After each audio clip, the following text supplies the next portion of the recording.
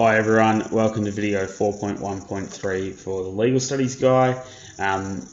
Hopefully a pretty short one today. This is a pretty quick section of the study design, so hopefully under the 10-minute mark.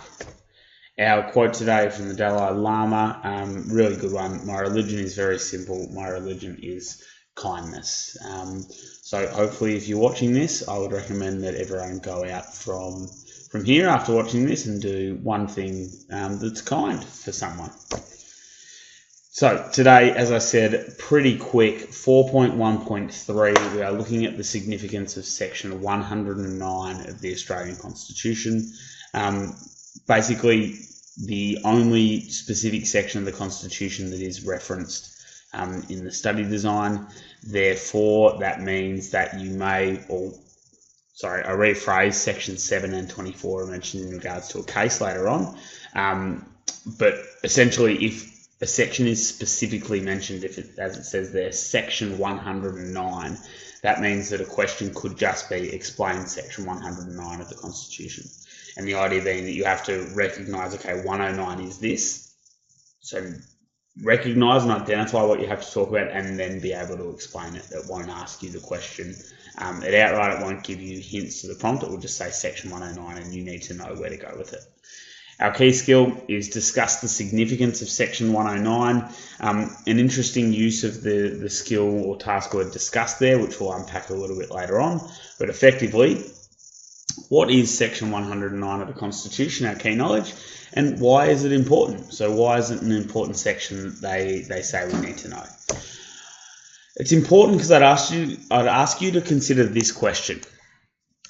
What happens if a state and the Commonwealth Parliament have contradictory laws? So as we looked at in the last set of slides, 4.1.2, the division of lawmaking powers, so power sharing arrangements between the state and the Commonwealth, who can do what? There's a large body of law or large number of areas that fall under concurrent powers where both the federal parliament and the state parliament can make a law. So if we look at our list, for example, and I'm just going to pick up a nice easy one like marriage here, you could imagine, the Commonwealth law for years, and it's recently changed, but the Commonwealth law for years was that a marriage must be between a man and a woman. Man and a woman only. What would happen if a state, off its own back, because they can pass their own marriage laws, because it's a concurrent power, passed a law that said a marriage can be between any two people. It doesn't have to be man and a woman. So we can see that these two laws would be contradictory. The Commonwealth law clearly says man and woman, and the state law might say any two people. So what should happen in that situation? Well, section 109 is important because it tells us what to do if state laws and federal laws contradict. And it's pretty straightforward. This is the exact wording of section 109. When a law of a state is inconsistent with a law of the Commonwealth, the latter, being the Commonwealth, shall prevail. So prevail meaning win. And the former shall, to the extent of the inconsistency, be invalid. AKA, if there are contradictory laws between the Commonwealth and the states, the Commonwealth law is the one that counts, and the state law is thrown aside. Okay? There's some really important little bits of wording in here to be careful of. To the extent of the inconsistency. Okay? So the part of the law for the states that is thrown aside is only that part that is inconsistent, and any other aspect of the law remains in place. But otherwise, essentially, what you need to be able to say when you're talking about section 109 is if there's an inconsistency between state and Commonwealth law, the Commonwealth will prevail. Here's section 109 in action, and this is a famous case from the year 2000. This isn't as clear-cut as the marriage example I just went over. That isn't a real example, by the way. It's just one that I made up. This one isn't as clear-cut, but Victoria in 1995, under their residual powers over things that aren't in the Constitution, being IVF, so infertility treatment, they had a law that said if you want to have access to IVF treatment, you must be living with or married to a man. So you can't get IVF treatment if you're a single lady or a single woman, you can't get IVF treatment if you're in a same-sex relationship. You must be living with or married to a man to access it. At the same time, there was a Commonwealth law, the Commonwealth Sex Discrimination Act, so in a different area of law, like human rights law. And this law said really clearly, it is unlawful to refuse service to someone on the basis of their marital status. So you've got a Victorian law that says to get IVF, you must be married or living with a man. And you've got a Commonwealth law that says you can't refuse service to someone based on their marital status. Now, what actually happened in this case, and you can look it up online pretty easily, just put in this as a search to get a summary. The Victorian government tried to claim that IVF, tried to make some arguments around whether it's a service or not and all of these things. But effectively, John McBain, an IVF doctor, took this law to the High Court, because the High Court has to decide if there is an inconsistency or not, and we talk about their role in the next dot point. And the High Court decided that the Victorian Act was inconsistent with Commonwealth law, and therefore the Victorian Act is invalid. Can't actually draw in there. Invalid as far as it says that only a woman living with a man can have IVF. Now, was the entire Victorian Fertility Treatment Act thrown out? No. But the one clause that said you had to be living with or married to a man to access it was. It was struck out. It no longer existed, but the rest of the law remained intact because it was inconsistent with the Commonwealth Sex Discrimination Act. So this is Section 109 in action. The High Court looked at the two things and said, yep, this Victorian law restricts service to someone on the basis of their marital status. That is in conflict with the Commonwealth law that says you can't do that. Therefore, Section 109 invoked. That Victorian law is invalid to the extent of that inconsistency. What's our skill? Our skill is that we'll need to discuss the significance of Section 109 of the Australian Constitution. Now, interestingly, we know a discuss requires us to have an exchange of opinions.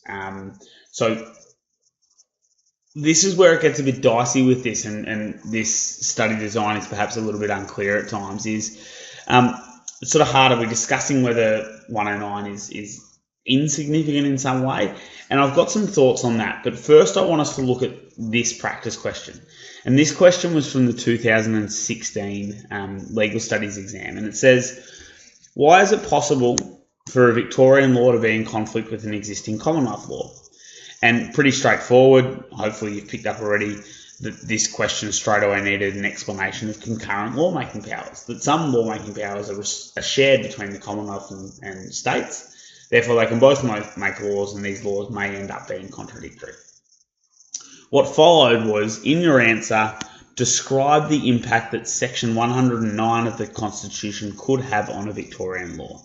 Okay? And this is where you're bringing in that language and saying, well, it's invalid to the extent of the inconsistency.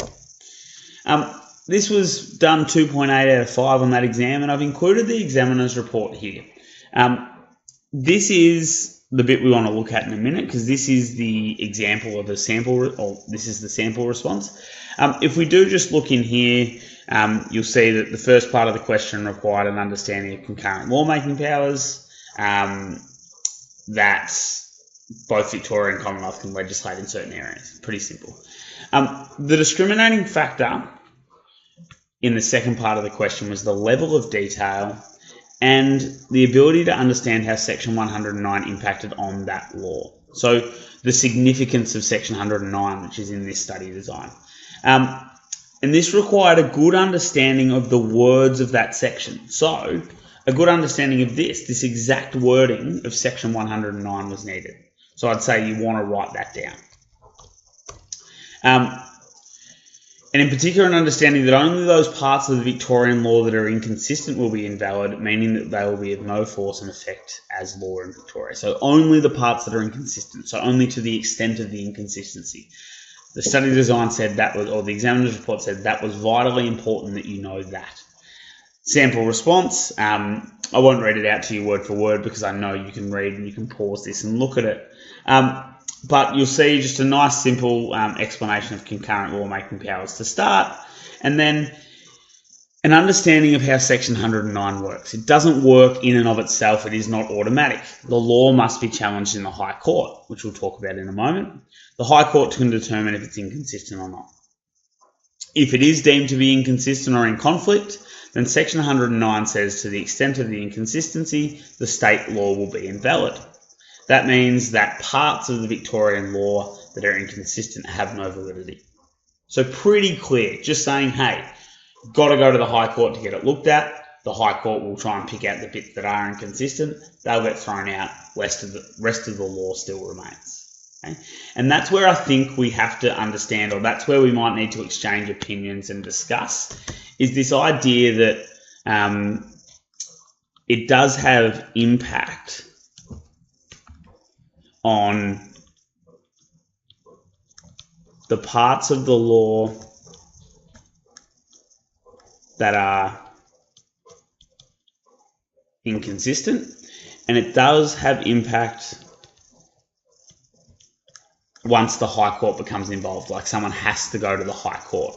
And I think where we're discussing where it maybe doesn't have impact, so the exchange of opinions that maybe we're going to need to construct a really solid answer on the exam, is the idea that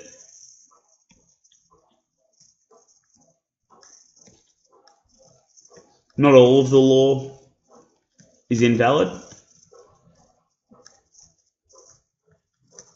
that there needs to be a High Court challenge, so it doesn't actually stop the Victorian government making laws. It's not a proper restriction on their lawmaking powers. Section 109 only has impact when someone challenges it in the High Court.